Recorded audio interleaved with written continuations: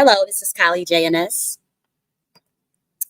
And today we are doing a deep dive into a topic that was just really on my mind relating to the distillation process in alchemy and alcohol. So we got to preface this video um, with a lot because this is a heavy topic and it's a loaded topic. And so we want to make sure that we're doing our due diligence in terms of giving out any disclaimers that we need to.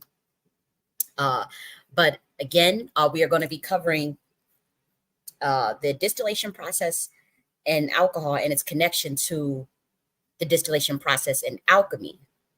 And then we're going to be actually talking about which specific entities reside in different alcohol specifically. And so this is kind of like new information in the sense is that we all know that, alcohol means spirit and body eating spirit. Like we all know that. But like in terms of the different schools of thoughts that uh, use alcohol as a way, as a conduit to connect with the spirit world. We want to talk about those practices, but also the origins. Like alcohol used to be used as medicine, and so uh, there was clearly a switch and a demarcation of alcohol being used as medicine, being used for in certain esoteric schools of thought as uh, a medium or a modality for a spiritual practice, and then it's not it obviously as like a social drink.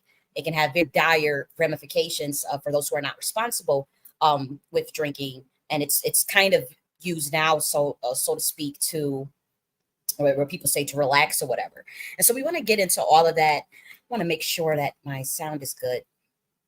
But yes, we all know that the word alcohol is an Arabic term, and it has been reported that it means al-kul, which means body eating spirit. So obviously, a lot of people know that information already, and so we're doing a deeper dive into like Aghori practices in terms of the traditional uses for. Again, this is not for the average human. This is not for like a baby soul or anything. So I do want to preface this, and I also want to say that I am not recommending anybody do these practices or that anybody drink. Okay, if you do not drink at all, I would recommend you don't start. And if you do drink, you actually will learn some things, because this is not a video that's going to judge. It's not meant to judge, and it's not meant to promote people to drink. Okay, and it's mainly for those interested in knowing Aghori Tantra, as far as the views as a spiritual practice in the past, and also when alcohol once again was used as a medicine. And so obviously we'll be drawing upon the story of Dionysus turning water into wine, as well as Jesus turning water into wine. And so that's that kind of line of thinking is believe it or not, a code for distillation in alchemy. It comes from a very specific school of thought that was very safeguarded, that was not for people of even certain bloodlines and even certain orders. Okay, so this was not information that it's freely available now, but I'm saying in the past, the practice of using alcohol uh, for spiritual practices, in terms of ingesting it oneself to connect with certain entities for a specific purpose, that was heavily guarded. But people have always been using it as libations, as an offering. I'm not talking about that type of practice, because I would say that those that's probably listening to this video would most likely be familiar, with the fact that it's always been used as a libation or as an offering for the spirit world. But so we're talking about something a little bit different in terms of the distillation of the alchemy of the inner soul, drawing upon the reasons behind one would drink. Say if you from the Aghori Tantra school of thought, which is from a Shiva pantheon, or even from the Kali Tantra, from the Shakti school of thought, which is the divine feminine. So we're going to be talking about this practice as it relates to the divine feminine in the original order of Kali, why these practices were created and done. And hi, OBI 1111. I see you comment. How are you? And so let's keep going. Now, I know maybe I shouldn't show this one because this article kind of like demonizes, and I'm not trying to demonize. I just wanted you guys to at least see that, there's some that the meaning of alcohol uh, resides from Arabic linguistics and is named after Alkul, or Algol is supposed to be like some demon, some body eating spirit. But that's when, again, that's a specific school of thought, not that's not the way that every um, order or mystery school views alcohol. Okay. And so if you do drink, this will be something that you can become more aware about as far as the history and esoteric meanings. And my thing is, whatever you do in life, you should have awareness of how it affects your vibration. That you should have enough awareness of your ebb and flow of your state of consciousness to where you can determine whether or not something that you are doing in an instant, through that keen awareness and connection with yourself, of whether it's good for you or bad for you. Or in the Nike philosophy, we say whether it's inauspicious or auspicious, and which chamber of the mind is it affecting? How deep is it affecting? Is it affecting your conscious mind, your subconscious mind, your emotional body, or your soul? And that's those chambers of the mind are in the Nike philosophy, and we refer to that as BIOS, RAM, hard drive, and motherboard. And then once you determine whether or not, through your own awareness, whether that practice is good or is it serving you or is it not serving you, then you can adjust your own programming accordingly. Okay. So after that, we're going to go, like I said, over the entities that reside in different alcohols. And you just want a general sense of what is attached to what. Like, okay, alcohol means spirit. Okay, but what kind of spirits? What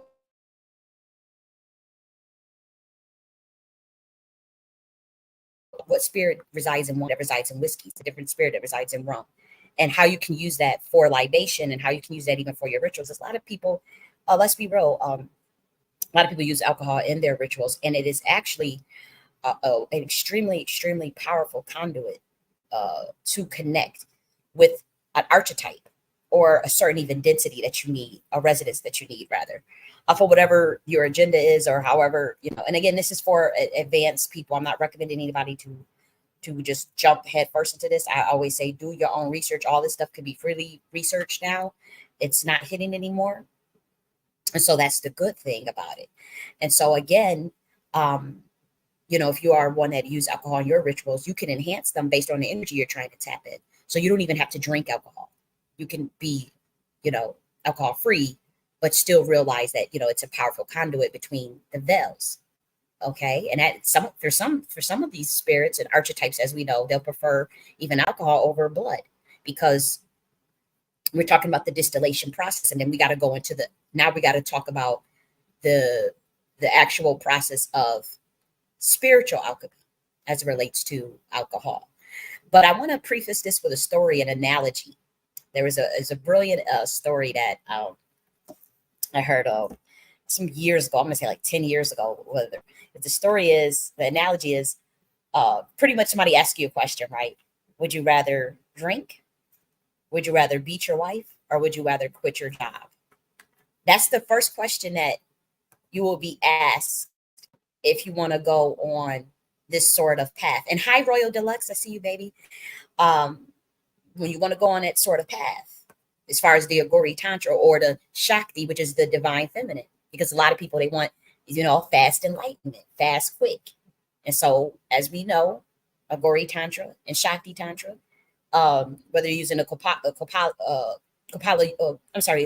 Koala Upanishads, which is from the Shiva school of thought, or if you're using the Shakti, the divine feminine, the order of Kali, whether you're using either one of those, it is known that those are the fastest ways to enlightenment, but they are the most self-destructive paths. They're the quickest ways to self-destruct if you are not careful.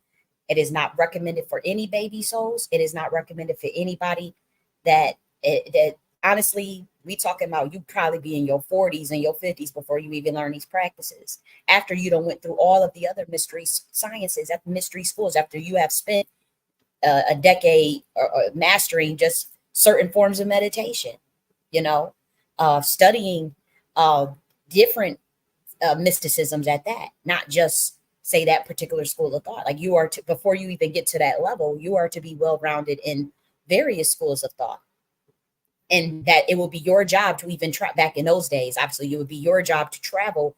And again, this was only for like the nobility class and certain royal priesthoods, order of Melchizedek, um, those from the Nagas bloodline that tends to be in India.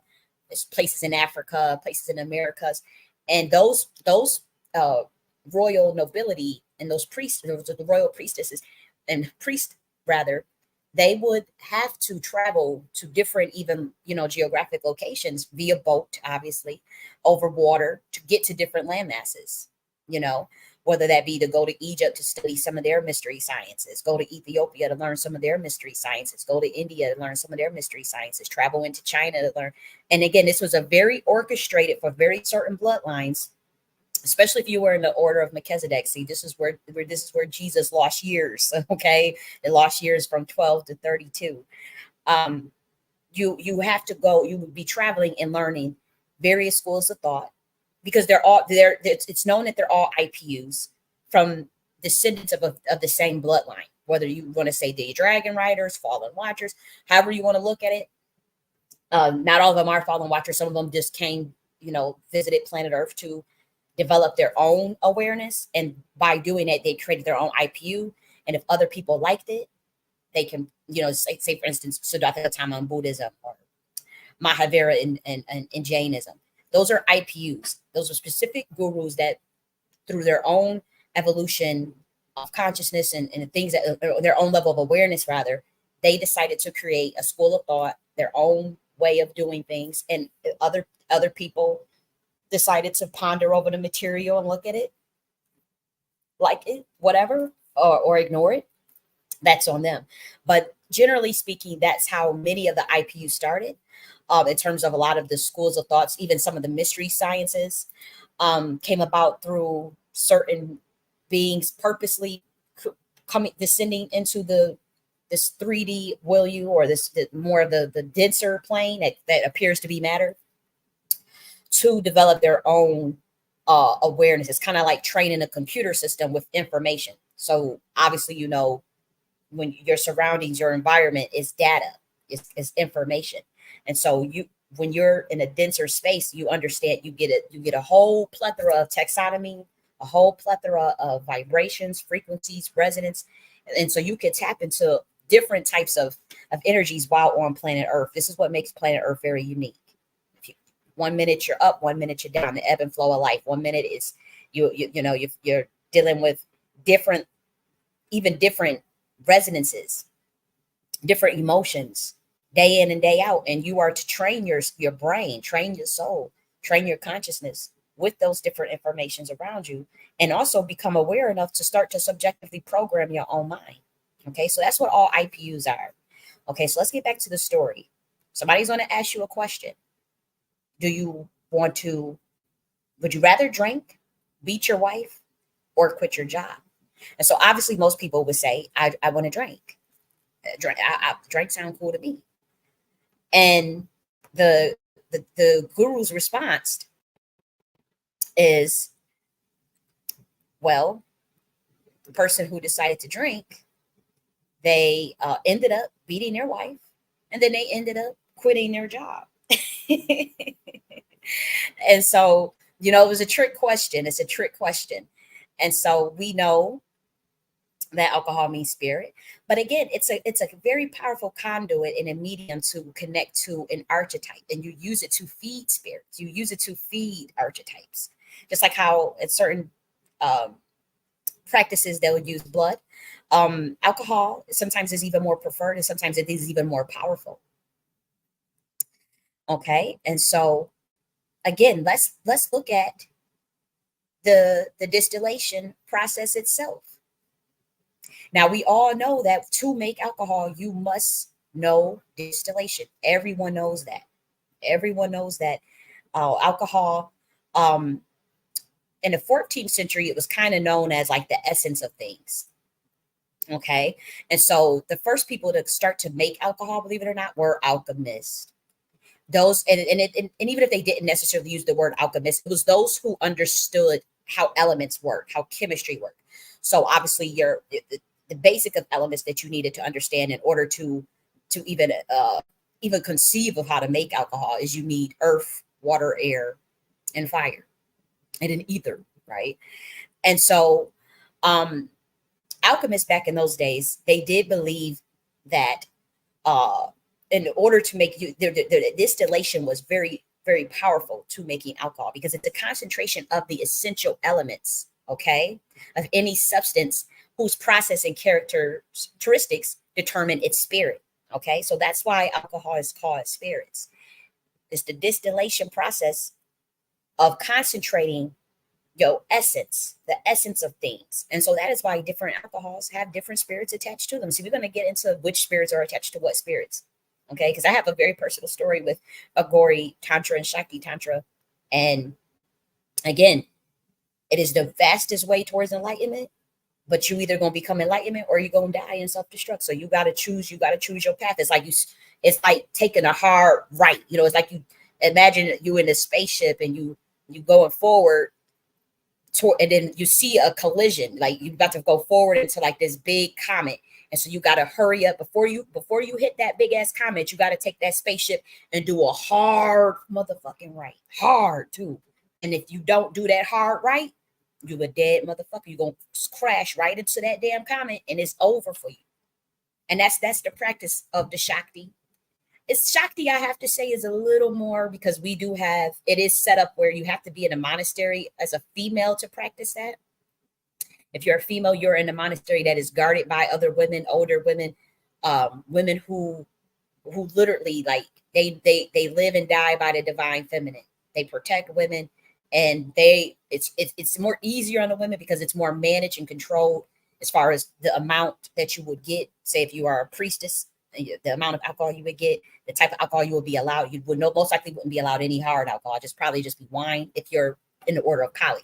Now for the Shiva, the Aghori Tantra, that's kind of like an anything type go. That's real heavy stuff. And I'm not going to act like I practice that version of it to an extent, but not quite.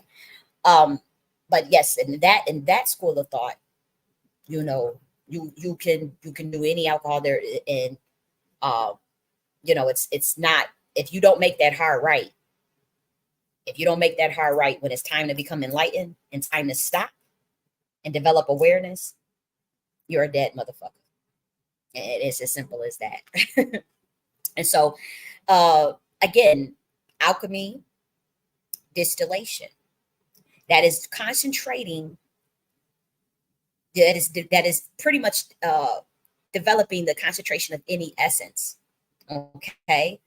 And what's important is distillation is how you turn a base substance and transform it into a higher substance through an ascending movement. That is literally what distillation in alchemical terms mean. Okay. And so you have to think of it as like we're all a unique spirit. You're a unique soul. You're a unique spirit. And you have to rise above a denser plant matter. That's how you get concentrated. You have to rise to your full essence. And so that is a part of distillation. That is the most important part of the process, is that you have to move from a baser substance into a higher substance through an ascended movement. Okay. So when you think of awareness of the transformation, it's the same thing of using a distiller. You're making a more complete, you're making a more concentrated substance. And as we know, the term spirit, that dates back to around the 14th century.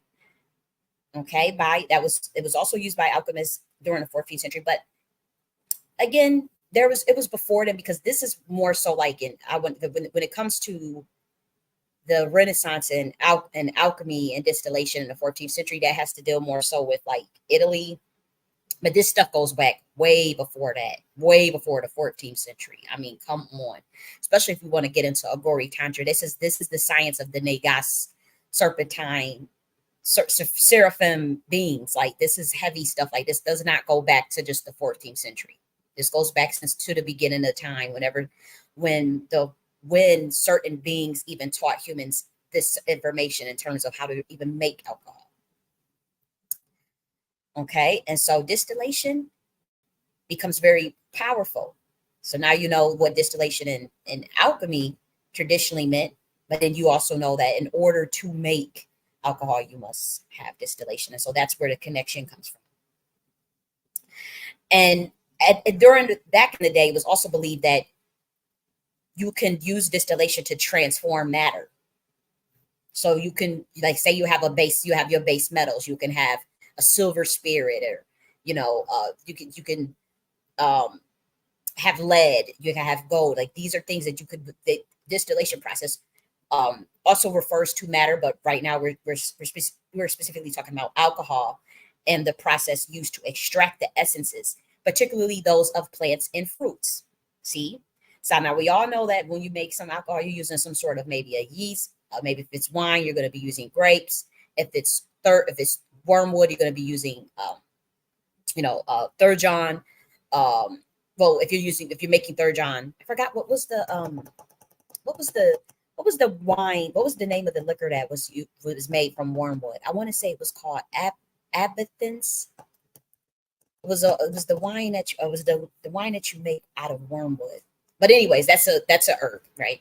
And so you would have to extract the essences of those plants, of those fruits, to make aromatics. And this was the start of alcohol being used as a medicine.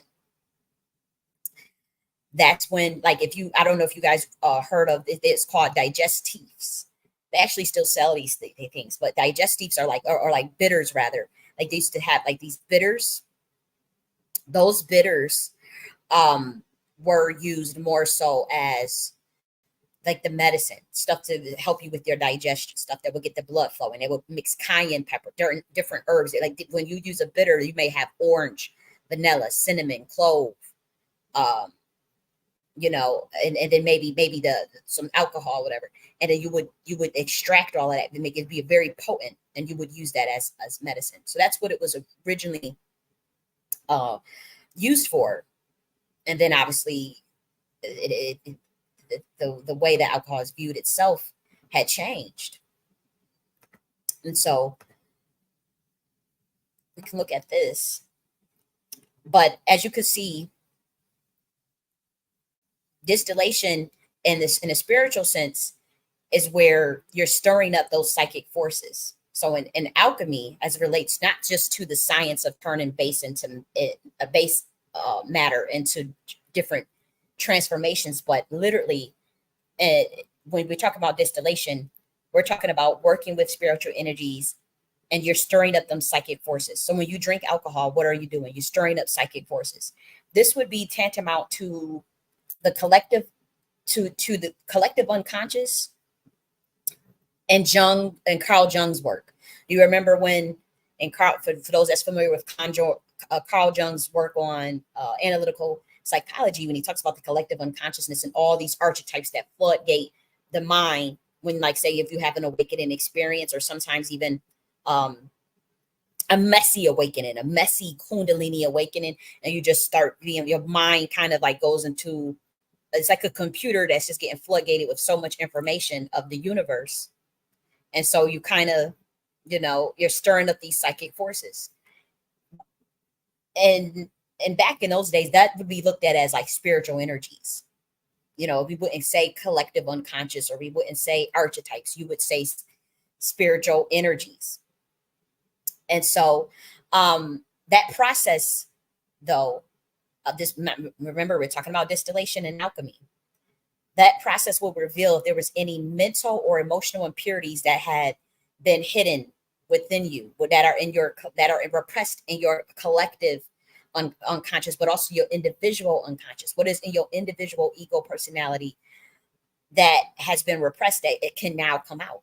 Now, we always know that when we say a drunk mind speaks sober thoughts, or when people get a little alcohol, they want to act a fool, they want to act, certain way, they get uninhibited, they do things they say they don't remember and all this shit.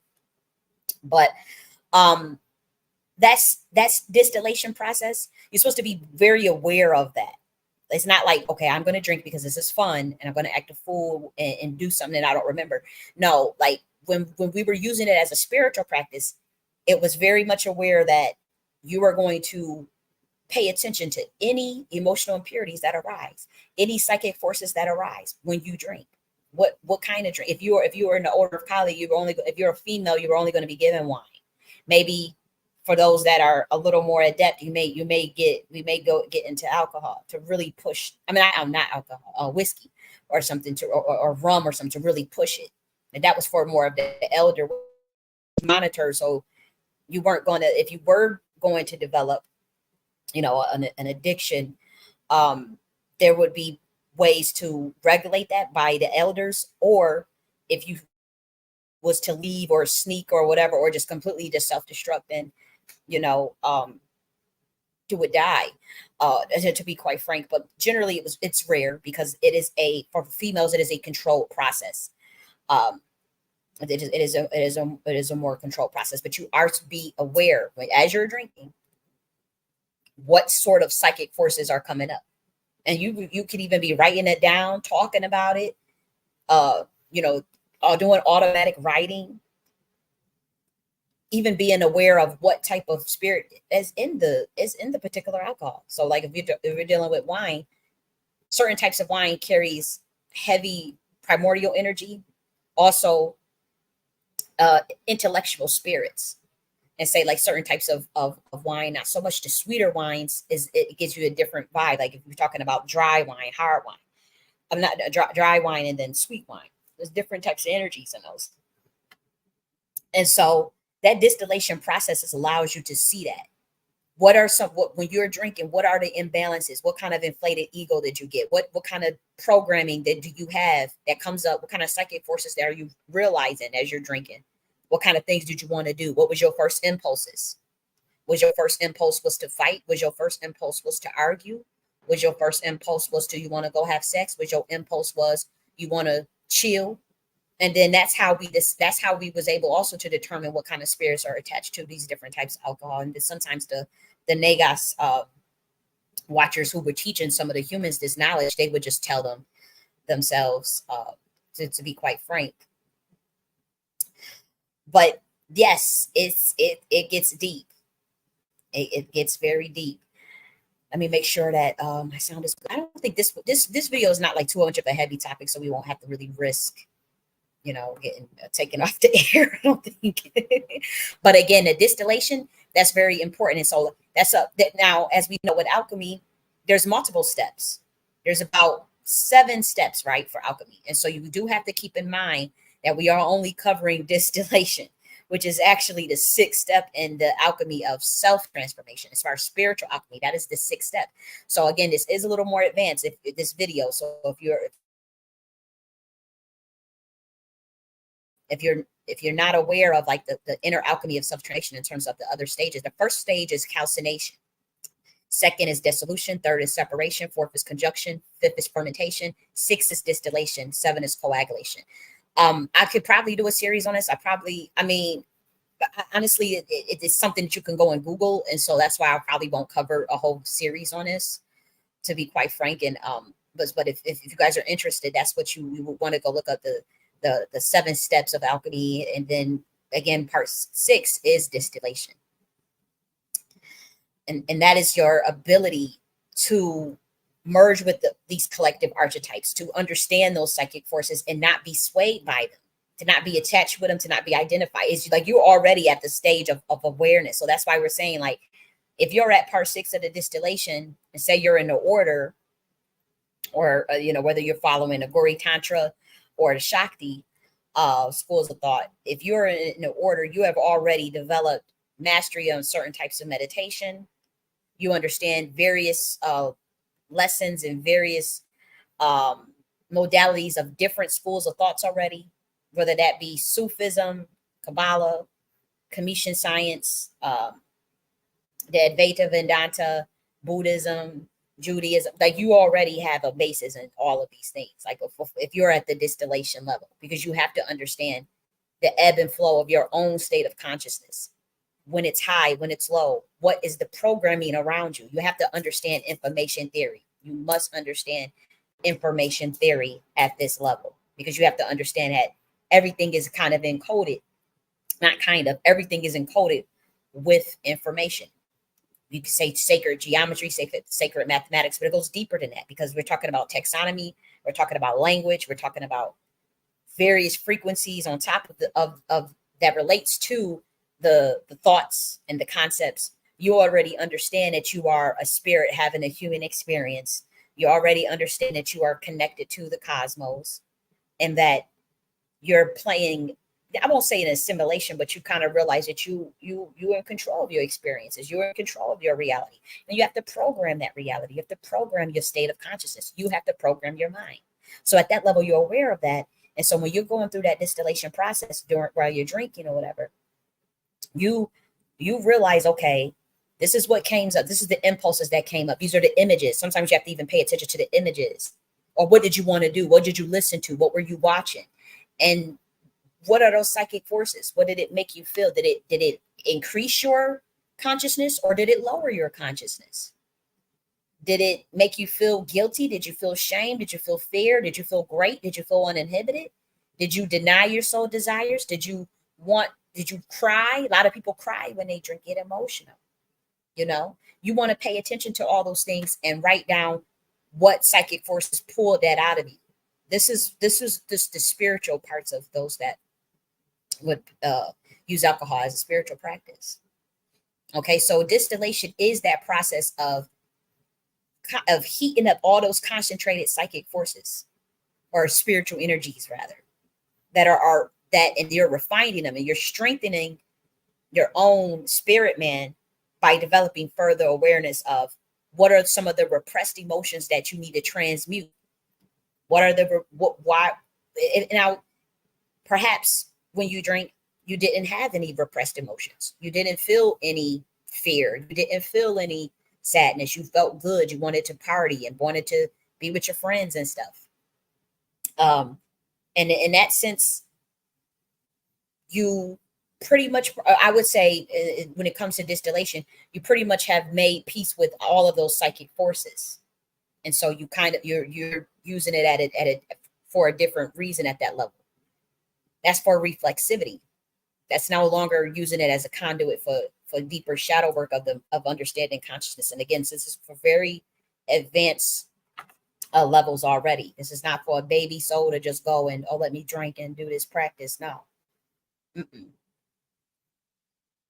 But the reason why, another aspect as to why the Aghori Tantra schools of thought, this is a part of the Shiva,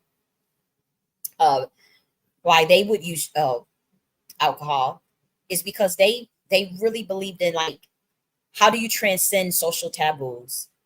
If you embraced it in intoxicant substance, how do you get out of the illusion of all of this conventional categories? And so that would just mean, it's like they have this saying where it's like a baby has no discriminations, whether it's, say, their own feces, whether that is a flower. They don't have any discriminations because the canvas is so blank that there's so much innocence. There's so much innocence that the baby doesn't develop discriminations of, okay, this is bad, this is right, this is wrong, this is good, this is there, this is evil, this is, I stay away from this. There's no judgments. There's just a blank canvas, and you have that's the blank canvas of your computer. A newborn baby's brain is like, a blank canvas, and then they get programmed, unfortunately, by society, their parents, the TV, whatever's around them. And so what the Aghoris believe is that you have to get back to that state of transcendence. You have to transcend all of the illusionary nature of all programming, of all information that programs you. And so it is the belief that all opposites are ultimately illusory and that there is no duality. So on planet Earth, there's like this thing of contrasts and taxonomy.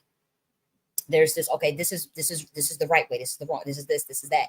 And see, in Advaita Vedanta, which is like non-duality, it's like you transcend, and you transcend everything. You don't have this idea of contrast. You don't have this idea of categories. You're starting to realize that you are a transcendent being. But I would also say and maybe they probably talk about this too, but you to be aware that you are already in this transcendent state. And perhaps I would say, at least in my order, you descend into taxonomy purposely to understand these different contrasts and this understanding of duality. But it's already known that you are already a transcendent being.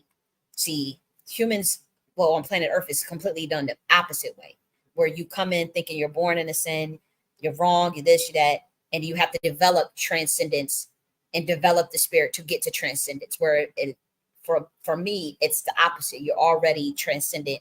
You come to have a human experience. You come to experience different forms of duality, taxonomy, categories, learn about betrayal, learn about growth, learn about eliminating ego, learn about, okay, this is what jealousy looks like. This is what this looks like. These, you're learning these things as a human soul. And everything around you while you're in a physical body is data, is content, is information that you use to program yourself. But on planet Earth, the way the matrix is set up is they program you.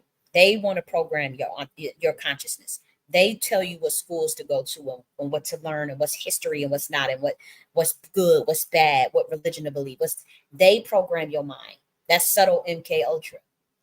And so humans get programmed into a box, literally as a baby, especially if your parents come from certain orders, whatever, and they got to follow rules and all this.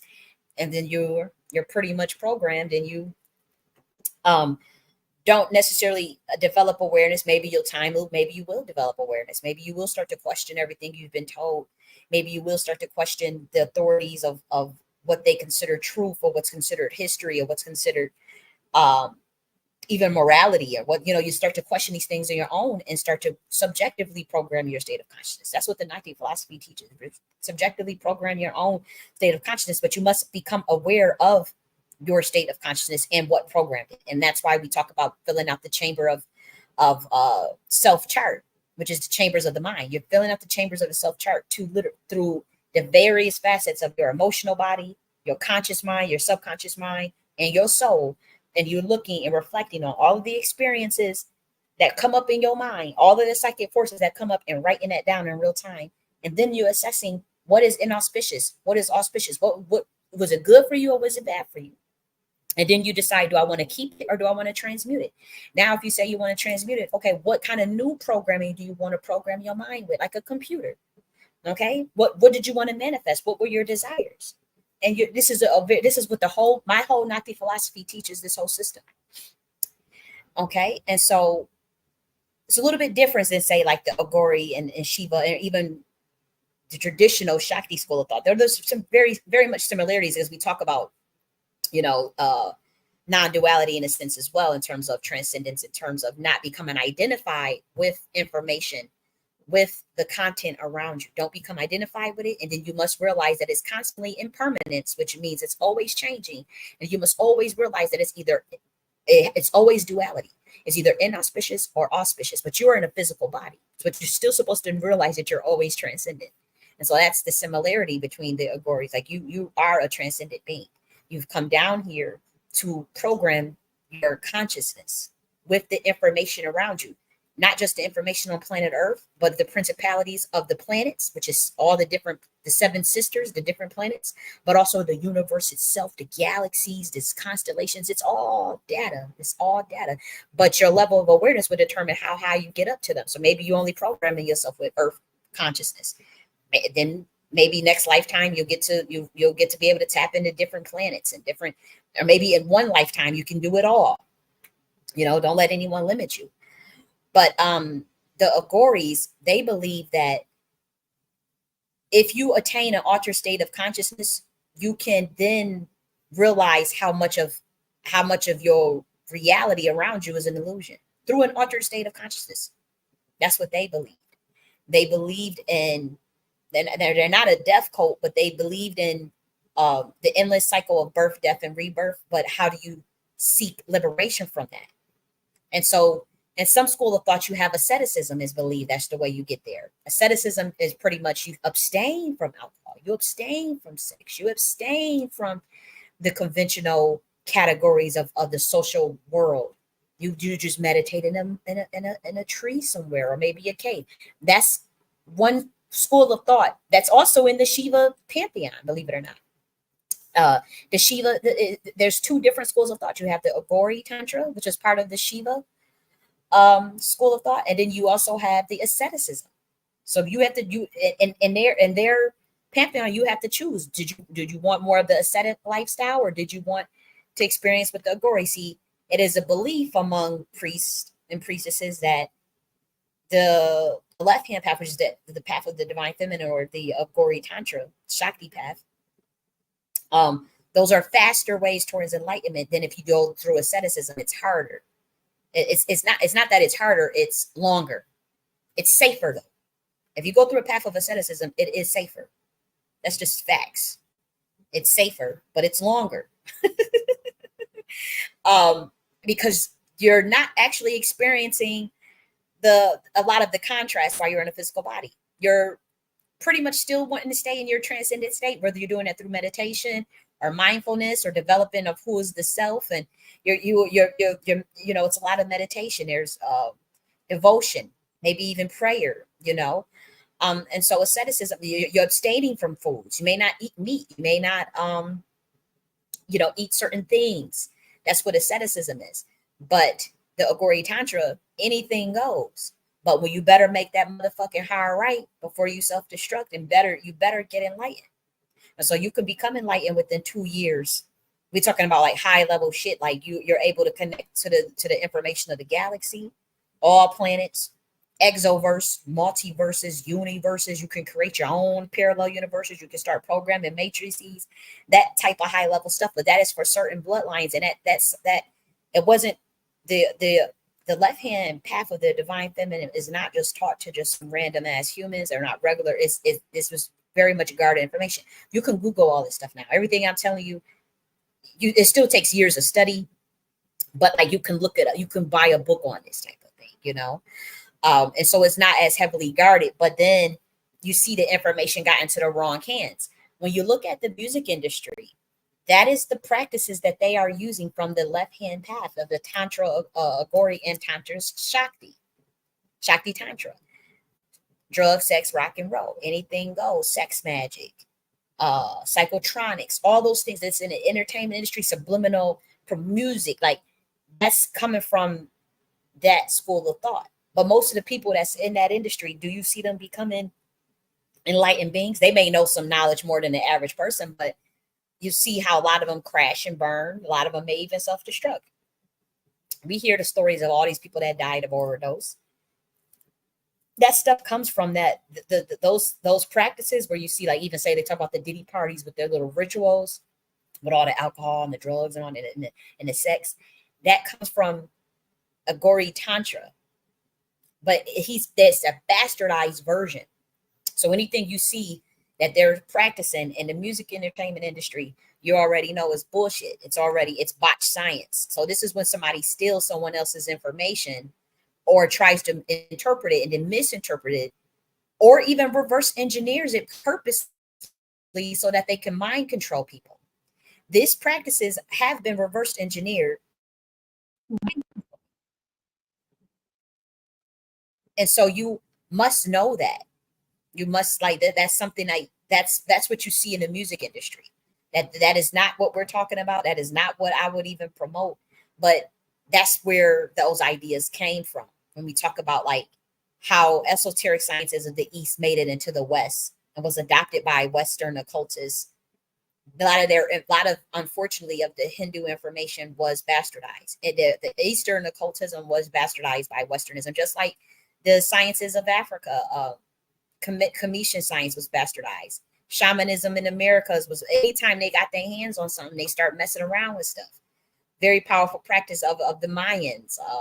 You guys know all even some of the practices of the Mayans that have been adopted by Western occultism, and has been bastardized. The whole idea of the left hand path is completely, to me, from me looking at it, I'm like, okay, they are clearly somebody got their hands on some information and didn't know what the fuck they was doing with it. And you can see the whole entire industry, the evidence of that. And you could tell they know some things. Like I was, you know, even if you listen to the codes and the music, you listen to you watch the music videos, you can see like high level craftsmanship. You can see high level codes, information that can actually help you if you're trying to put pieces together. Because some people know some shit. Like say you listen to Earth, Wind, and Fire, those brothers are bad. They know information. They know shit. You're gonna learn some stuff from them. They'll give you some keys. But they only speaking to people that's on their level, I have to say. These are probably people that spent a good 10, 20 years studying some stuff and use that to craft their music, excellent music, put codes and stuff, and whoever can understand them, they'll get it. You know, that's just one example. I was just listening to, you know, Juvenile and Birdman, the song Bounce Back. There's so many hidden codes in that, it just fly over people's heads. I mean, it's like, it's absolutely amazing. I've watched that video like 10 times back to back to back. And I'm just like, whoa. And it just seemed like a simple thing. It just seemed like a simple, mundane video in the hood. Some nigga shit and some hood stuff. And I'm telling you, it is a very powerful, like it's like powerful. And I'm like, whoa, this just flew over everybody's head. I'll break it down one day. So you can't, I'm not trying to knock, you know, the what people would know, or not trying to downplay anybody, but I am saying that whoever is the power brokers of the entire music industry, which we go into like Fallen Angels probably, they bastardize some information from various mystery sciences. And that could have been by design to control the stars, to control them. For again, if you reverse these practices, you're going to get a botched. I mean, you could really mess a person up. And that's why I don't recommend, you don't hear me. I'm not telling nobody to go and drink. I'm not telling nobody to go and practice Aghori Tantra, Shakti Tantra, none of that. None of that. I'm not telling you if you don't drink, I would say don't start. That would be my advice. Don't start. But if you already drinking, you know, at least this is information I think could help you develop more awareness in terms of like the distillation process, understanding them psychic forces, what understanding like, okay, when you drink, what do you feel? Why are you drinking?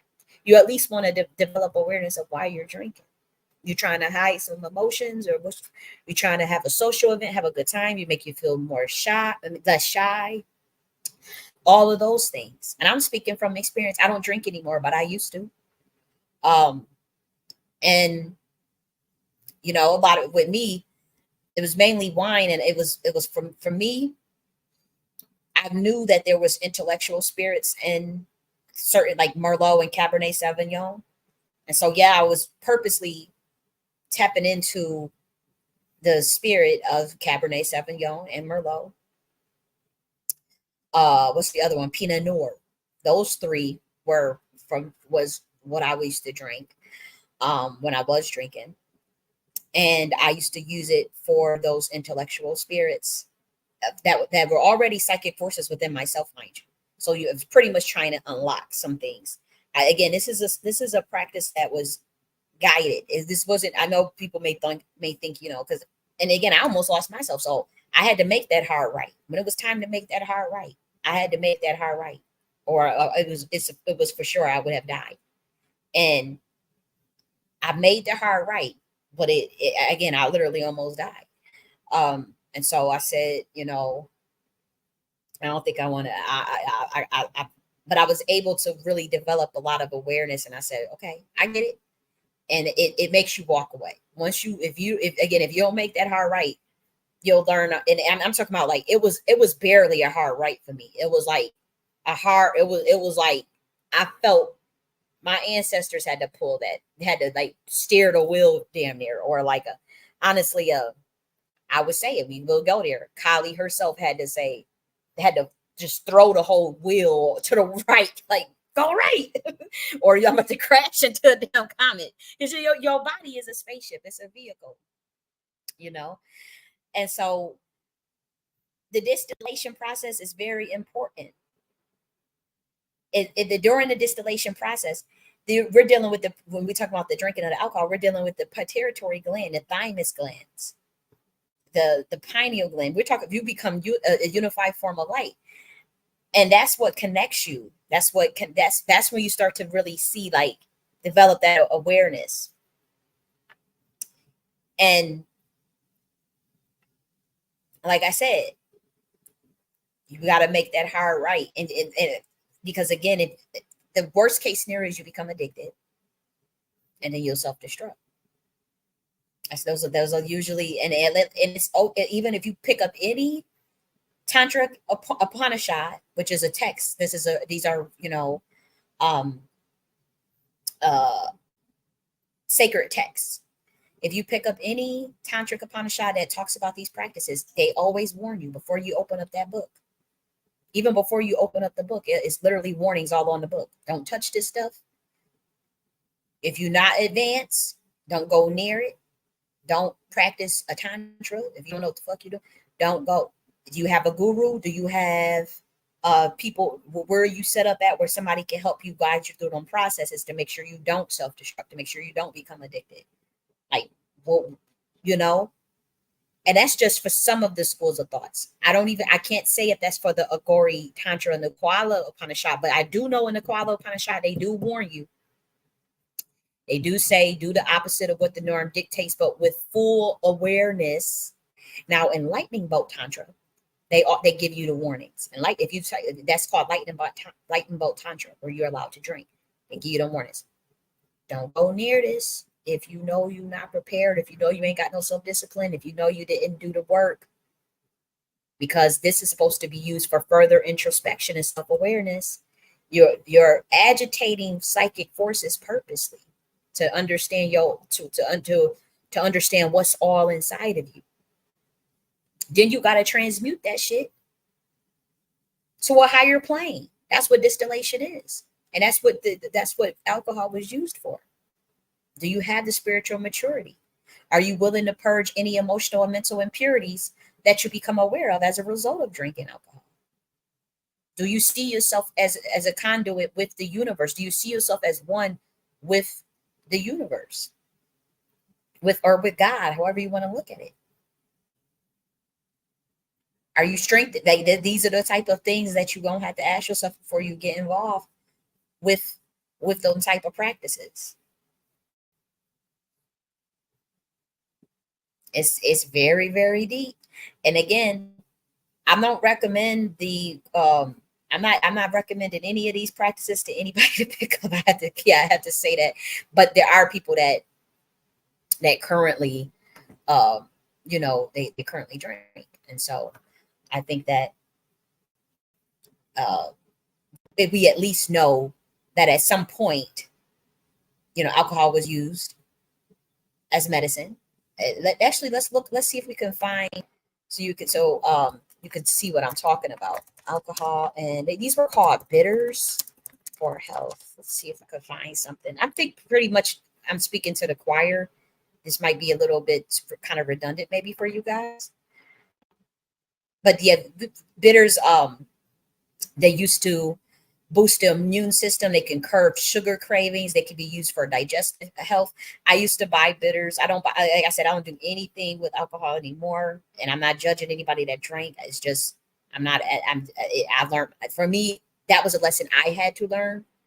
And I had to learn that lesson in this lifetime, or else I would have died. And so,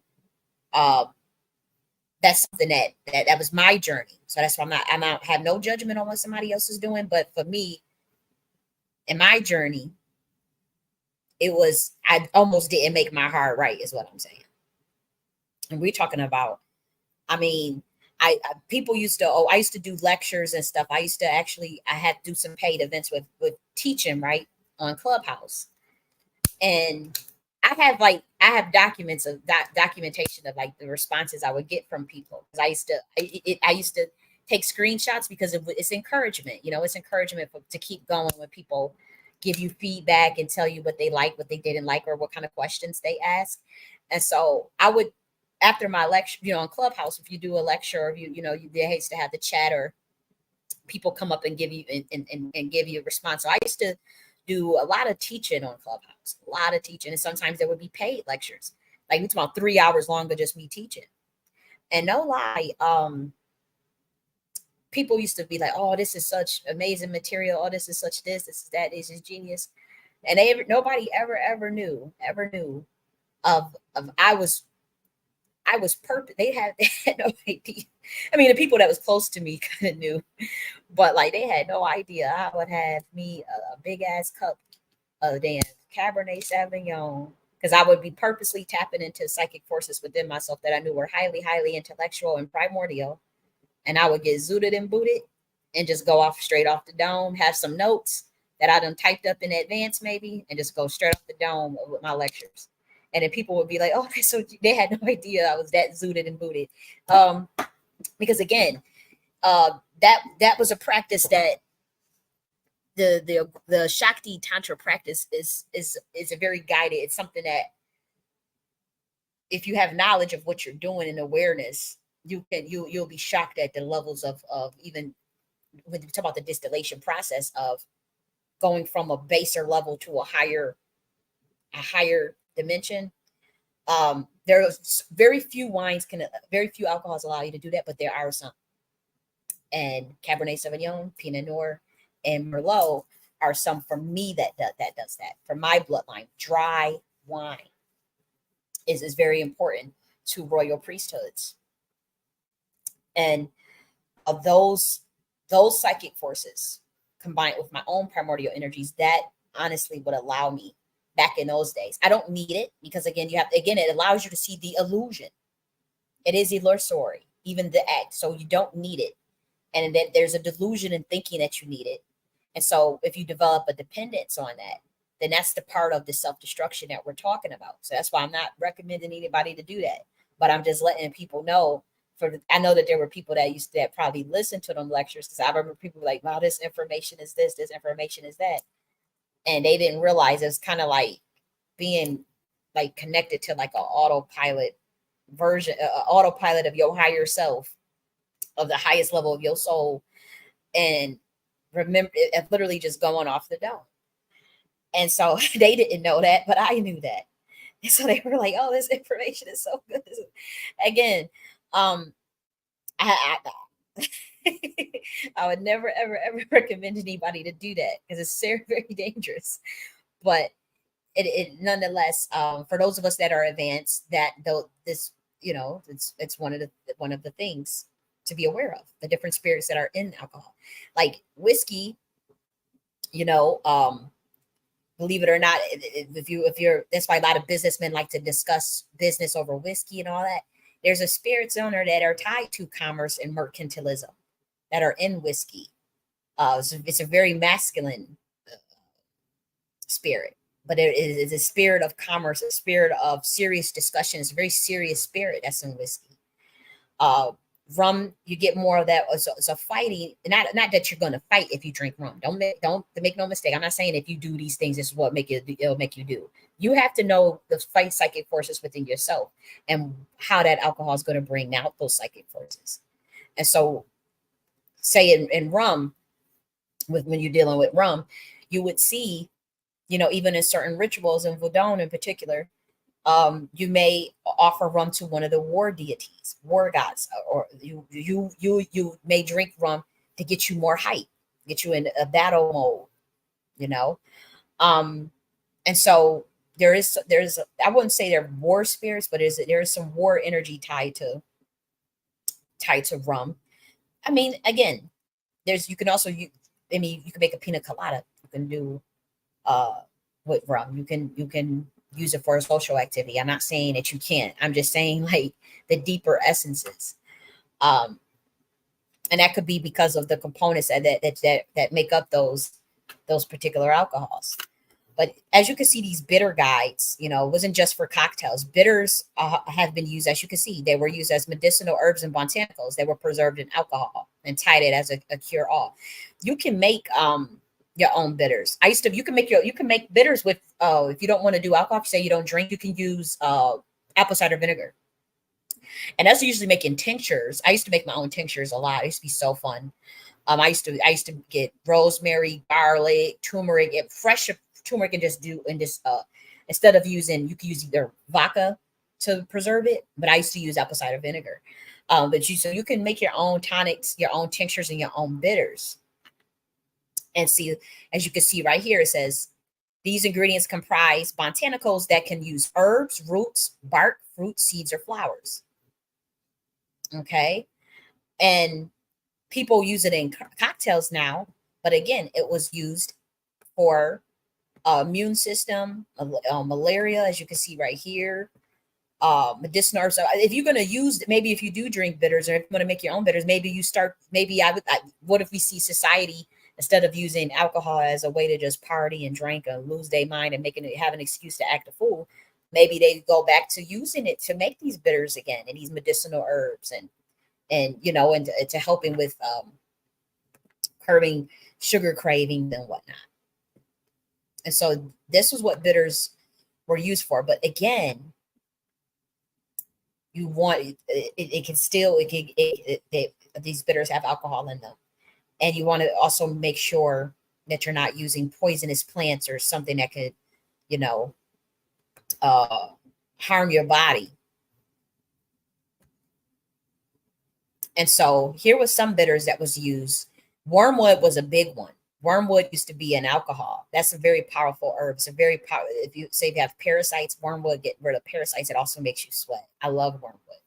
But wormwood used to be used to make wine. But it was a very powerful wine. It used to have third joint. It used to be green. It used to be a green wine from wormwood. And they took that off the market. Now, it was good, used for health, but a lot of the men in Europe started getting really addicted to it. So they took wormwood off the market. But as you can see, burdock was used. Dandelion was used. Oregon grape, barberry, angelica, chamomile. Okay. Artichoke pill. I'm sorry, artichoke leaf, citrus leaf, licorice root, gentian root. I used the one with citrus pill before. I used to like those bitters. But here's some research, that you can look at these research for yourself. Like I say, always research things. Look this stuff up for yourself. Look at um these links right here. Those are led to trusted sources. The National Institute of Health, which do we trust them? Not really, but like I would say peer reviewed research. Probably you could probably get some that's not just from the National Institute of Health, but from different sources, different publications as well. But look at this, bitters for liver. That would be your dandelion root, your chicory root.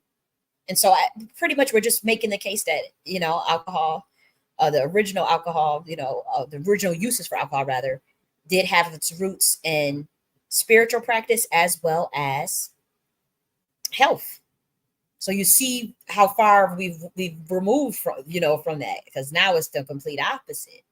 And that's all by design, but at least when people become aware, they can start to take matters into their own hands and start to program their own consciousness. Like maybe if you want to stop drinking, you stop drinking, or if you want to keep, maybe you make your own alcohol. Look at look how you can make, they call it bitters, but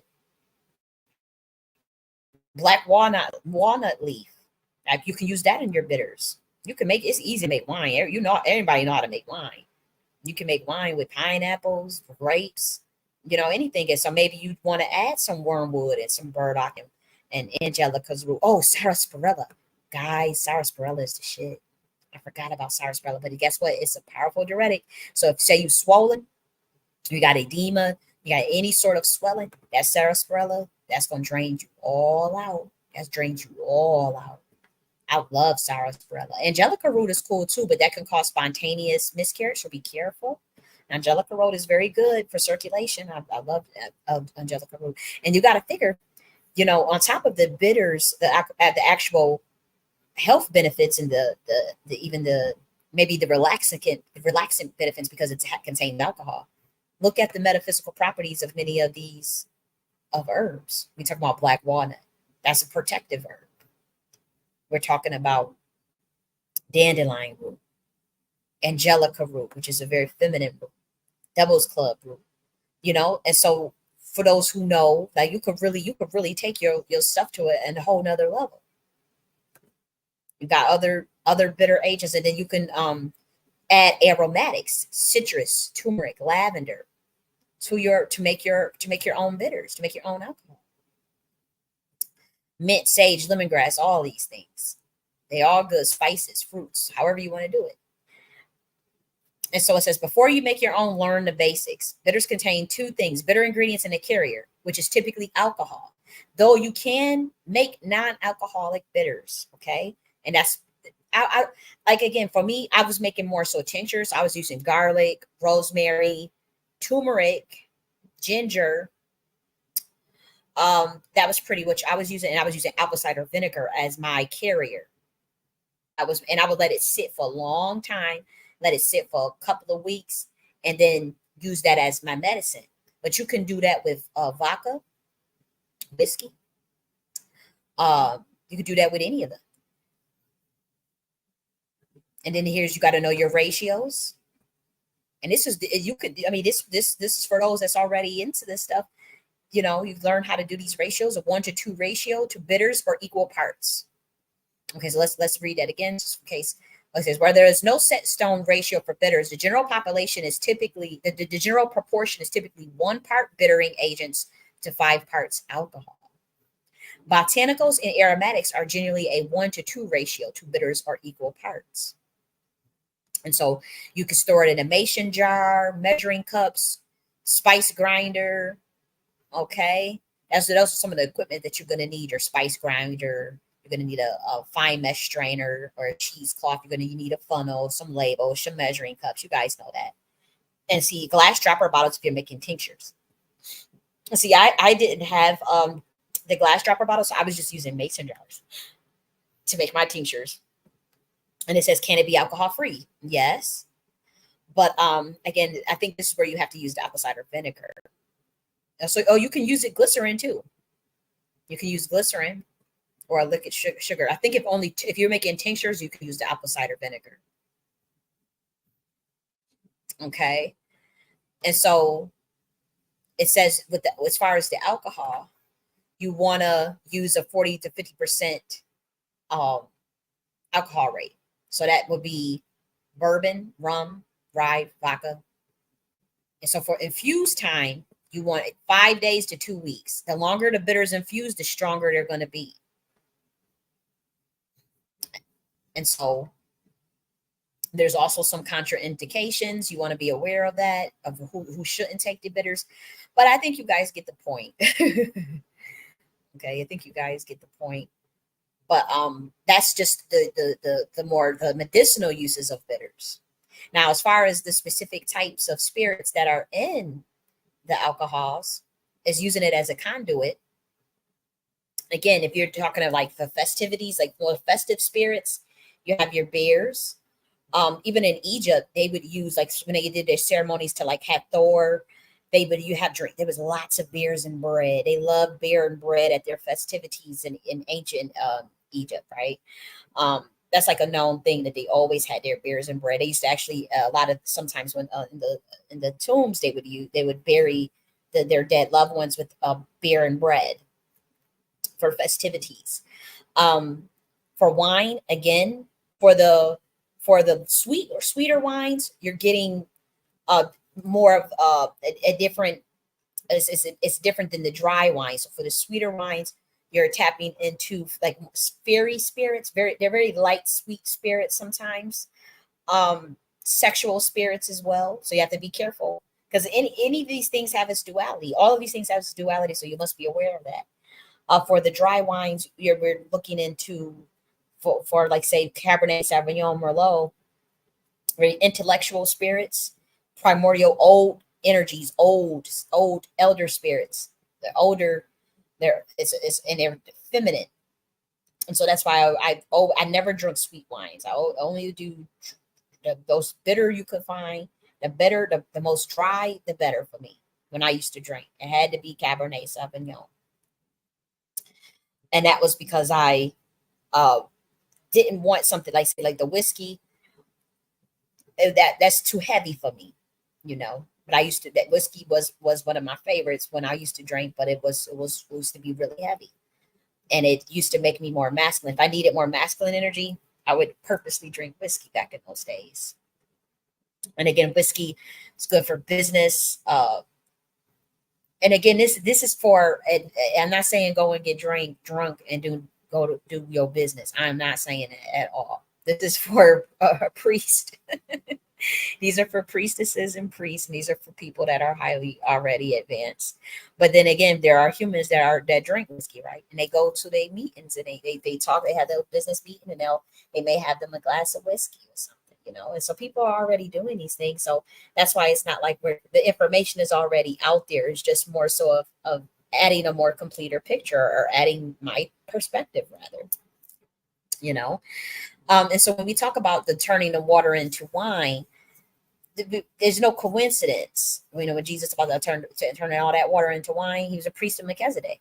Wine is very special to the divine feminine, especially the bitter wines, you know. And so they have a lot of intellectual spirits, and there's a lot of information in wine, a lot of data that you can extract as far as the essence of the grapes.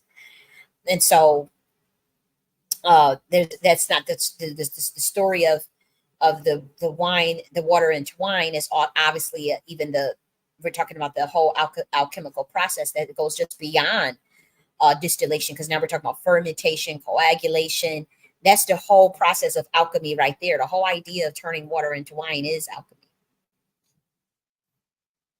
And again, we're talking about the 7 parts, not just this distillation process. We're talking about all 7 parts of alchemy. That's a code for that. But it's also a code for contacting primordial energies of the divine feminine and intellectual spirits of the divine feminine for priest of Melchizedek, for those who understood Shakti tantric science. And again, Jesus understood those sciences. You can get upset, but it wasn't the only one. It's many. Again, it's an order. That's a royal priesthood. You're gonna know those things. You have to. Just like if you're a descendant of the Chaldean Magi or a priest of Melchizedek, bloodline of David, whatever. There's humans today that have these bloodlines. There's humans today. You either through your epigenetics know what I'm talking about, or you have been put yourself in the program through your family, through your order. You've been taught different mystery schools. Even to this day, you're going to learn different mystery schools. Now, we want to be careful because, again, there are some, we talk about like, fast forward to 2024 to today, you know, drinking is legal. People, it's very easily accessible. People go to the bars and stuff. There are intrinsic spirits at those bars, especially if it's like a cheap liquor. That's why a lot of times in the hood, they used to put that malt liquor and all that stuff that's cheap, where it's bad for your liver, even in moderation. Even if you were to do it in moderation, it's still going to be bad for you. All that's by design. Everything is topsy-turvy since the hijacking of the hijacking of this planet by a different order who stole knowledge since the overthrow of the Queen Mothership. So when you go to those bars, you want to be careful because they are dangerous intrinsic spirits that reside in those bars. You know, this we talk about the bar fights and whatnot. And, you know, there's pesky spirits, the spirits that maybe if you have a good time at the bar, but it's a spirit that want to leave at home with you and get in a car with you while you driving damn home, or while you at the Uber. But you got the Uber, you got to be responsible now. The Uber come take you home. It's a motherfucker spirit that's attached on you that want to leave the bar with you. So you still want to be careful. Say if you do go to that bar, you make sure you got your cleansing. You know how to cleanse yourself when you walk through that motherfucking door, and your house is already. You got red brick dust around your house, black tourmalines around your house, protective spirit. Maybe you have a gargoyle or two, or maybe you have an archangel, Michael. But so as soon as you step in out from the bar in your house, it can't even come in. You know, or you're wearing things while you're at the bar too, so that nothing want to get attached to you. Maybe you got some shungite and some obsidian and some black tourmaline while you're drinking. You know, these are all like, even in the order of Kali, like the women in the monastery, the priestesses, the royal priestesses, you're not just going to sit. I mean, you can try because you got your own private space and you got your own little your own little room. So yeah, you could sneak in, probably just drink. But somebody gonna find out, and because you're not doing your priestess duties, or your vibe is off. Somebody gonna pick up on it and call you out. And then if the elders got to step in, they gonna go through your room and make sure you ain't got no alcohols in your room and sober your ass the fuck up. That's how it be in the order of Kali. You ain't just gonna sit and just let some women just drink all motherfucking day. You got to make your heart right. And again, it's all, you know, planned. Like, not say if she go and sneak out and go and buy something and hide it. Yeah, you could do that, but you know, somebody try to help you, if you don't listen, though, or you leave the monastery and go become an alcoholic or something, it's an unfortunate thing. It's very, very rare, very, very rare that happens. But it on planet Earth, that can definitely happen. But in the higher dimensions, not so much, because again, even getting into that level, you won't even be able to get into that order with that type of stuff. But on planet Earth, though, it has occurred, it has occurred, and will continue probably. But yeah, you want to be very mindful of if there's any intranquil spirits while you're out drinking with people. You know, that's because again, alcohol now is a social activity. People are using it as a social activity. They're not using it for medicine. They're not using it to develop spiritual awareness. They're not using it to push not to push the limits, but to understand their own consciousness or their own psychic forces. Or they're not using the alcohol as a conduit to connect with even certain spirits. There are people that drink as a conduit to connect with certain spirits, but they may say, "Oh, this makes me more uninhibited. This makes me be myself more. This makes me want to sing more. This makes me less shy." It's all an illusion, but you have to know that you don't need it. But there are people that do that, and so when you're talking about the uh, the different types of spirits that's on these alcohol, wine. If it's the sweet wine, you're getting more of, again, that you be careful. There could be some sexual spirits attached to those wines. The light fairies are in those sweet wines. The harder intellectual older spirits are in the dry wines. The serious spirits are in the whiskey. The business spirits are in the whiskey. Some of the war spirits are in the rum. There are some party spirits that are in rum too, but there are some war spirits in rum. And the beers, they're in the festive spirits in the beer. Obviously, the bitters will give you more of there are some doctor spirits too in some of these things. We already just went over the bitters, but now we talk about libations. Everybody knows about libations. Everybody, they let me make sure my sound is good because I just got oh, hey, OB, you really living it up in that chat? I see you. Um, um, and we talked about, everybody knows about libations. Libations is what you use to feed the spirits. You may want to give an offering. And believe it or not, that there's a lot of powerful, powerful, powerful deities. When we talk about spirits, we're talking about archetypes of dimensions that kind of create. They could sometimes reside as in terms of like the level of energy. It could be a primordial, it could be an earth base archetype, primordial archetype, cosmic archetype. It could be from a certain dimension. It could be from an exoverse, a parallel universe. There's different types of. When we talk about spirits, we're talking about archetypes of dimensions and densities. But that is essence of information. It's the essence of data.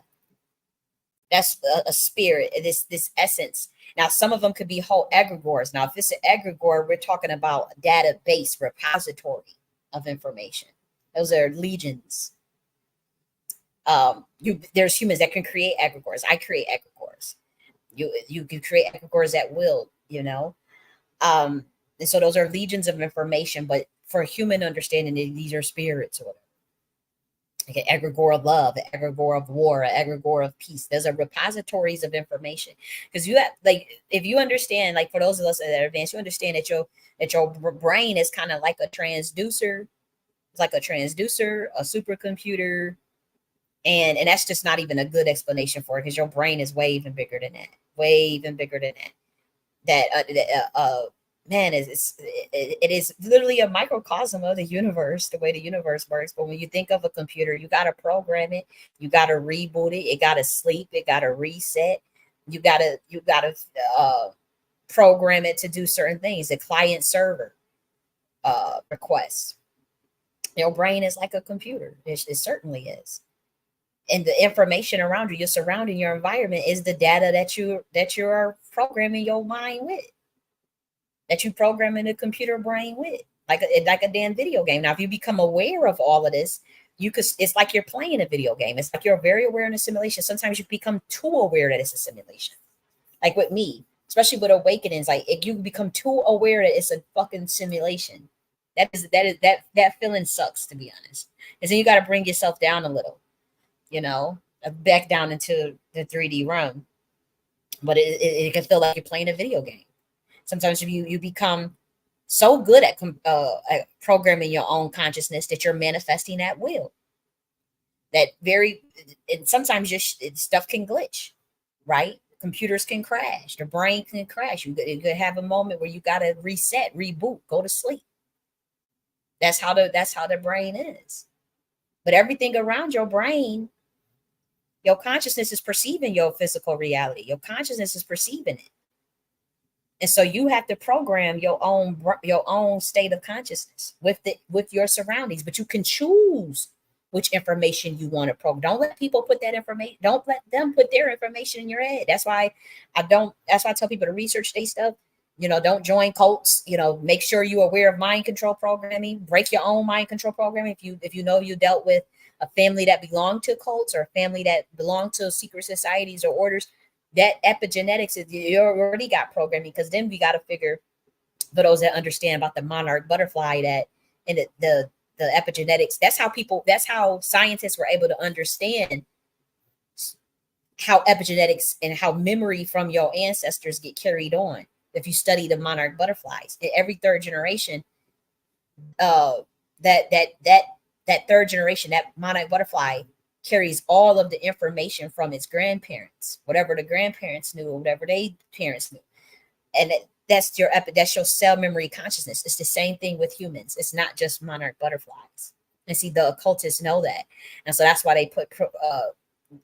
They know, they watch the third generation. See, like my third grandfather was a Mason. I'm the third generation. You don't think that they know that all that information? I'm telling you, when my second great grandfather, when my great grandfather had just passed, oh, he came to me in a dream the day that he had died. Mind you, I didn't know he had died. I just thought I was having a dream, but I knew it was my grandfather. And they gave me all the information. And it wasn't just him that was there. It was all these black men of their fathers, fathers, of fathers, fathers, of fathers, fathers, of fathers, fathers. And I guess whatever they had set up, they came to me. I'm a female, and I was the third generation. And all of that information, I'm literally, it's like a file. It was like, oh, here you go. Here's the cabinet file of all the data, right in a dream. And yeah, that was a lot of information to have. That was quite a bit of information to fucking have. That's all I gotta say. And see, they know that. So believe it or not, say if you're a third generation, or you as a human right now, just study your third generation grandparents, or your third, your third great grandparent, your third great grandfather, or even your third aunt and all that. Pay attention to their life and pay attention to what they did and what they knew and the things, because then you may see that come out on you. If you come from a Masonic bloodline or any bloodline, the Nagas bloodlines, Hebrew bloodlines, if you were a bloodline of certain orders, pay attention to that third. If you know you are human right now, look at your third great grandfather, your third grandparent, look at that and study that and see if you see any similarities naturally, or if they pay attention to if they came to you in a dream or something. But yes, when it comes to libations, you people use alcohol to feed those spirits. Like say with Ogun, say working with earth spirit, earth god Ogun. Ogun is more so going into galactic sense. He's getting his promotion. Ogun is getting promotion, and he's learning certain things to get to his promotion. I know that may sound weird because we all know Ogun is like really powerful, but he's more earth based, and so he's learning more so about these information as well from the Order of Kali. But Ogun, you want to, he likes his rum. And so say there's a human, that they say, oh, I like Ogun, whatever, or whatever they doing, whatever ritual they trying to do, whatever. Maybe they give rum or grapes, a piece of raw beef or whatever, but grapes and rum, maybe some alcohol. Same with Azili Dantor. Azili Dantor, she can go either way. She can like she'll fuck with some rum, but you can get her some wine too, depending on what if it's something hard that you that's like war or something that like you really need some type of manifestation. Maybe you deal with hard rum. If it's something light, say you just want to look out, you just want to show respects. Maybe you do a light wine and some roses and corn based meals, or even some pork, uh, Haitian pork. And I'm not saying what I do. What I do is my personal business. I ain't trying to tell nobody what to do. This is my personal, this is just me. I've studied so many things. I don't necessarily practice so many things, but I have a wealth of information. And so people, you have to do your own research.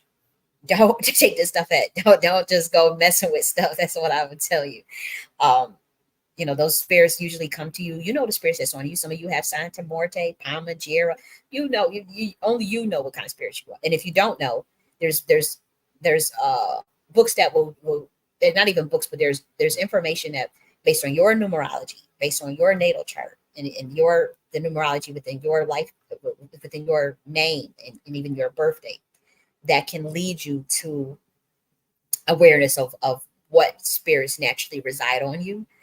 um, you can find that out yourself, or through your ancestors.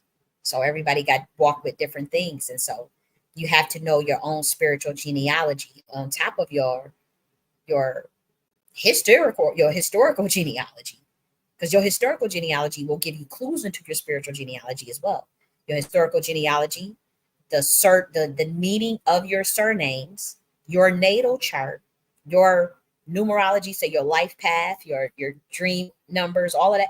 You pay attention to all of that, and then you start to understand more so of your spiritual genealogy through your surnames, through the lives of your righteous ancestors, and then developing your own awareness of what serves you, what doesn't serve you, in terms of even your historical genealogy. What are some things you want to transmute out of your epigenetics? What are some things you want to get rid of? What are some ways you want to transcend? And so libations can help with that, because a lot of people give libations to their righteous ancestors. We know when somebody died, they love to pour whiskey out, the beer out, whatever it is, at the grave, because that's feeding the spirits, because alcohol is a spirit, and then you're feeding the spirit. And they love a lot of these spirits. They not drunks. They ain't sitting here like drinking. Come on. But they understand, and it's a concentration of essence, of life force essence, whether that be from a certain plant or from a fruit. And a lot of them prefer that over blood, you know, because they're the element of of the transference of, in the idea of consent of transference of electrons. They don't have to deal with the karma behind it. And so a lot of them, they'll just prefer these hard ass alcohol, 150 proof rum. That send them spirit into a frenzy. You give them 150 proof rum, and you say, hey, it ain't no O for no pack or nothing. We ain't dealing with that type of thing. We talking about, hey, you help me get a whatever it is. And again, you do your own research. I ain't telling anybody to do this stuff, because it not every, few are caught, many are, what's it called? Many are caught, few are chosen. It's not a life path for the faint of heart. It's not an easy life path. It is a lifestyle. It is a way of life. It requires righteousness and ethics. It requires constant awareness and gaining of information, and it requires understanding. And so this is not something for somebody to just go, oh, because you want money, or you want fame and fortune. People use those practices for those, but we see the ramifications, and we see, the dangers of even doing that, because you're here. One of the reasons you're here on planet Earth is to learn how to manifest that will without having to take shortcuts that go against your soul. Yeah, so fine to manifest that will, or manifest your desires, or to let go of desires. So either way, your experience on this planet is going to be one of two things. Either you're going to let go of your desires and transcend your desires, usually the path of asceticism, or you're going to go to the left-hand path, and you're going to make your desires a thing. You're going to be one with your desires, and engage. But either way, you still have to make those hard rights and Develop awareness of your own state of consciousness and program your own state of consciousness, or else somebody else is going to do it for you. And that's dangerous to let other people program your state of consciousness. And it's dangerous to mess with things without full awareness and get involved in something that could be over your pay grade when it comes to dealing with certain spirits. And so that's why the sex, drugs, and rock and roll stuff, lifestyle, yeah, it may be fun after a while, but most people self-destruct on that path. And so if you want to, even if you are one that's going more so, I want to be one that want to manifest my desire. I want to manifest that will, like uh the Juan Kenobi. I want to be the I want to have all this power. I want to have all this power. For what reasons? And for you, it's like, okay, you take that path. Which way? How did you do it? Which methods and modalities did you use to get it? Did you create any energy deficits, and did you follow universal laws? And were you chosen? Because a lot of times with those entities, depending on the frequencies, they'll freely give you, they will freely give you gifts. They will freely, and even if it is a transactional thing where, okay, I'll give you this bourbon called rum, when you help me get this, when you help me, a lot of them will freely do it. A lot of those spirits are highly evolved. Some of them are not. The Babylonian homunculus deities that were created by fallen angels, those are not evolved spirits. There are some that are very jealous spirits. There are spirits that are very wicked. There are spirits that are very hungry, that can never be filled, that never be like the spirits that's over the entertainment industry. That ain't no real light bearer energy. Those are spirits that are ravenously, beastly hungry, it could never have enough. It is, and when we talk about the spirits, we're talking about the archetype, the dimension, the density, a greedy, lustful, constant deception. Those are entities that exist, and then there's some that are more high level. It's just as simple as that. And so even with your own righteous ancestors, when you libation, you want to know what kind of, are you giving your righteous ancestors, ones that's going to help you, ones that want to ascend, ones that want to see you do well. Some of your ancestors don't want to see you do well. Some of your ancestors want to actually see you dead. Some of them don't want to see you evolve. So you have to be very clear before you give a libation. Who are you feeding? What spirit are you feeding? Was your cousin, you wanted, people want to give their cousins, they dead cousins whiskey, and they just got murdered or whatever, but was your cousin harming children, touching little kids? Why is you feeding that spirit whiskey? And then they want to come and live through your energy and don't say nothing when they come and take over your motherfucking ass and have you doing, you have to work with just righteous ancestors. You got to know who, the ancestors that want to see you evolve. So that's very important as well, as far as when you do your libations. And even when you want to offer alcohol as a offering to a spirit, know what type of alcohol they like. Know what type of, some just like wine, some like whiskey, some like rum. You got to research those things. And so that's what I would say. But also, as far as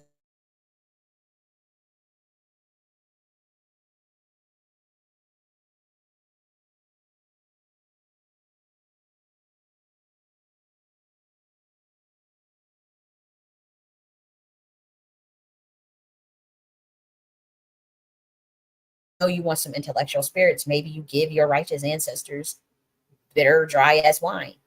If you know you want maybe to manifest more love in your life, or more love in the epigenetics, infuse more infusion of love, maybe you give them some sweet wine, a libation of sweet wine. If you was a festivity, somebody just graduated, maybe you're pouring a libation of beer or something, or what's it called, the little wine cooler or whatever, sparkling champagne and shit. And so again, these are just different things. And then again, you don't have to drink to work with alcohol as a part of a conduit. You don't have to drink at all.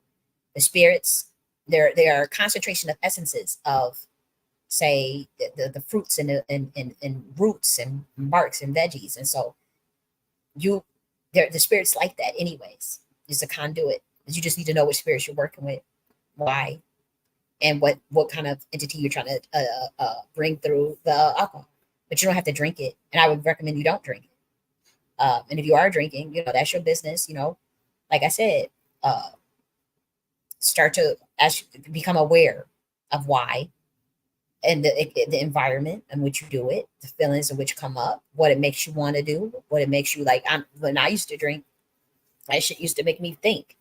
I was never one that wanted to fight or be violent. I always either like to listen to music and literally come up with theories, come up with book titles, these to design book covers, and I designed all my book covers. Like that's what I would do, come up with theories and stuff and be thinking.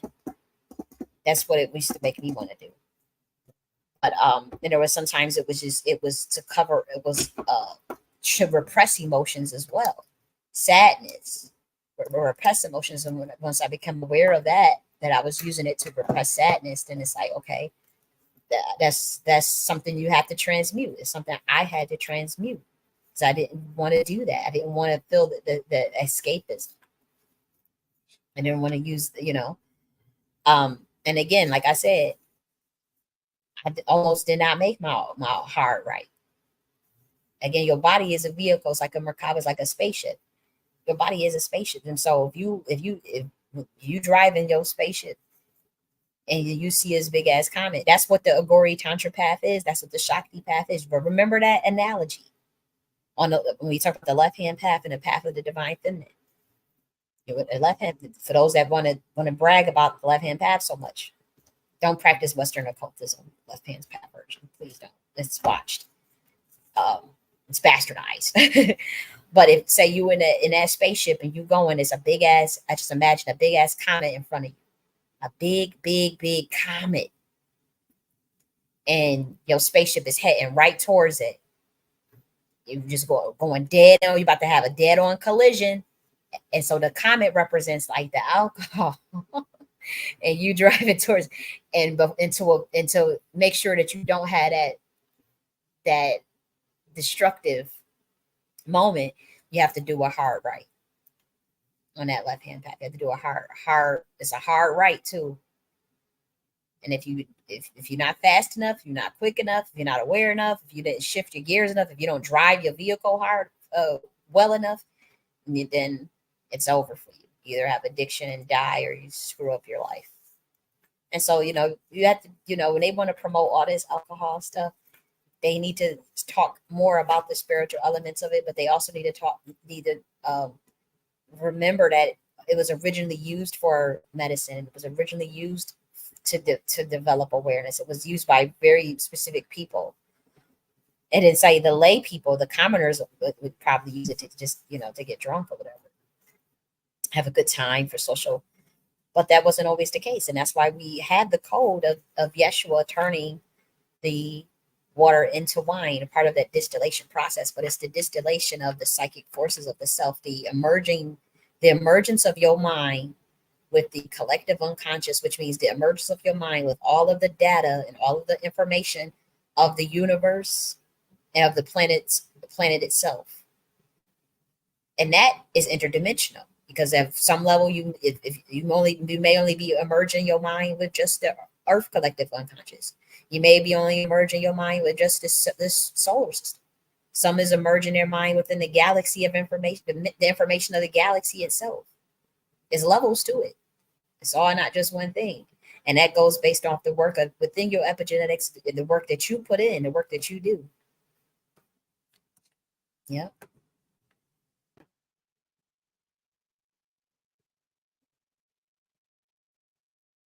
Yep. So that's all I wanted to talk about.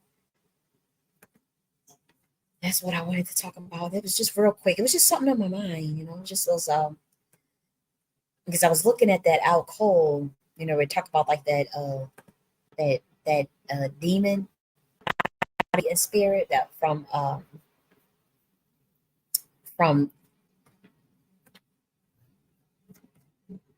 won't say it's the Arab, because that's not the right term that I want to be, but from the Arabic language rather. And so I was like, well, the distillation, I knew it had a connection to alchemy. I just wanted to discover it more, especially when I was thinking of like my own reflection. I was pretty much reflecting like, my own experience, and so it just made me want to talk about it because I know that we all have talked about, alcohol means spirit and that the spirits, but I just wanted to just do a little bit deep dive into like the Tantra Shakti, more of the left hand path, and where it descends from, where that information came from. So I don't think I did it quite justice, but I tried my best. But yep, that's distillation. So you guys be easy. Thank you, OBI. I appreciate you. I appreciate you. Oh, that's a nice little I love that your avatar picture. What's that? It's the angel wings with 333 and then the Merkaba, right? Wow. And I know Royal Deluxe came in at one point. So shout out to Royal Deluxe. He was in the building a little earlier. I still gotta make him a mod. I gotta figure out. I think I gotta research how to make people a mod. I think it's real simple. I'll research it one of those days. You too, Royal Deluxe. You have a good day as well. So I love you guys. Matter of fact, because I'm streaming this on two channels, so let me make sure I remove one of the channels because the playback value. Let me remove this channel. Okay, and so